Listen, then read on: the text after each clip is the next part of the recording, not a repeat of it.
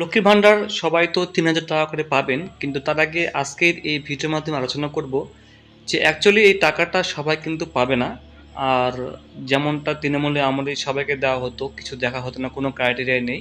শুধুমাত্র ২৫ থেকে ৬০ বছরের মধ্যে বয়স হলেই, মহিলা হলেই তারা কিন্তু এখানে টাকাটা পাবে। শুধু একটা ক্রাইটেরিয়া ছিল, এসসি এসটিতে ১৫০০ টাকা, ১৭০০ টাকা পাবে, এবং জেনারেল কাস্টের মহিলারা ১৫০০ টাকা করে পাবে। কিন্তু এই বিজেপি সরকার আসার পরে একটু নিয়ম চেঞ্জ করেছে এবং একটু কড়াকড়ি করেছে। যেমন ১লা জুন থেকে অ্যাকাউন্টে প্রত্যেকে যারা যারা লক্ষ্মী ভাণ্ডার পাচ্ছেন সেই মতোই করে তারা অন্য কোনোভাবে ফর্ম ফিল আপ করার কোনো প্রয়োজন নেই। নতুন কোথাও অনলাইনে বা অফলাইনে ফর্ম ফিল আপ করার কোনো প্রয়োজন নেই। আপনার যে লক্ষ্মী ভাণ্ডার পেতেন সেখান থেকেই সেই ব্যাংকে আপনার টাকা কিন্তু অটোমেটিক্যালি ঢুকবে ১লা জুন থেকে ব্যাংকের অ্যাকাউন্টে, যেটা মুখ্যমন্ত্রী শুভেন্দু অধিকারী ঘোষণা করেছেন।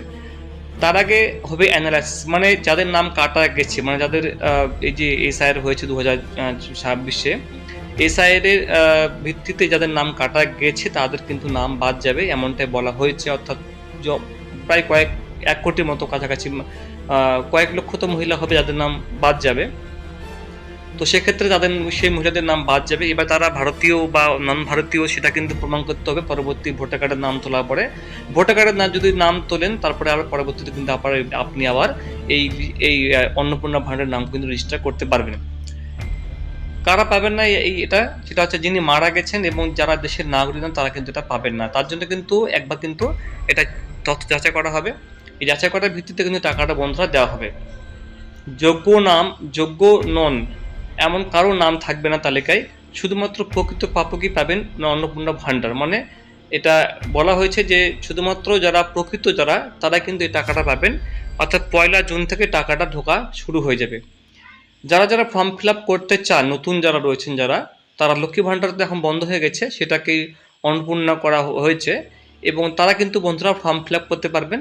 তার জন্য কিন্তু এখনও অনলাইনে কোনো অপশন শুরু হয়নি, তবে অফলাইনে শুরু হবে কিভাবে সেটাও কিন্তু এখন পর্যন্ত বলা হয়নি। বিভিন্ন মাধ্যমে একটি ফর্ম বেরিয়েছে, এরকম একটা প্রতীকী ফর্ম বেরিয়েছে বন্ধুরা, অন্নপূর্ণা ভাণ্ডার আবেদন ফর্ম, এরকম একটা দেখা হয়েছে। এখানে আপনাকে পুরো ফর্মটা ফিল আপ করতে হবে, যদিও এটা কিন্তু সরকারি কোনো ফর্ম নয়। এটা আপনারা ফেসবুকে, ইউটিউবে বিভিন্ন জায়গায় দেখবেন, এটা আপনারা দেখতে পারবেন, ইনস্টাগ্রামে, ফেসবুকে। তো এটা কিন্তু একটা অফিসিয়াল ফর্ম নয়, এটা কিন্তু একটা প্রতীকী ফর্ম বলতে পারেন। ফর্মটা কেমন হবে, কী কী ডকুমেন্টস লাগে বন্ধুরা?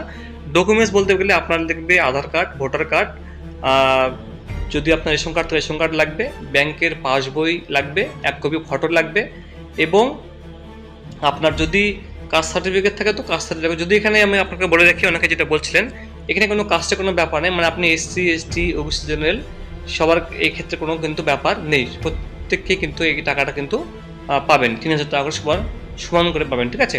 তাই এখানে কম বা বেশি পাওয়ার কোনো ব্যাপারটা নেই। এখানে কাস্ট সার্টিফিকেটের কোনো ম্যাটার কিন্তু থাকছে না।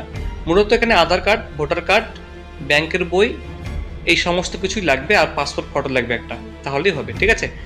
যখনই বন্ধুরা ফর্ম বেরিয়ে যাবে আপনাকে আমি জানিয়ে দেবো, সঙ্গে থাকবেন।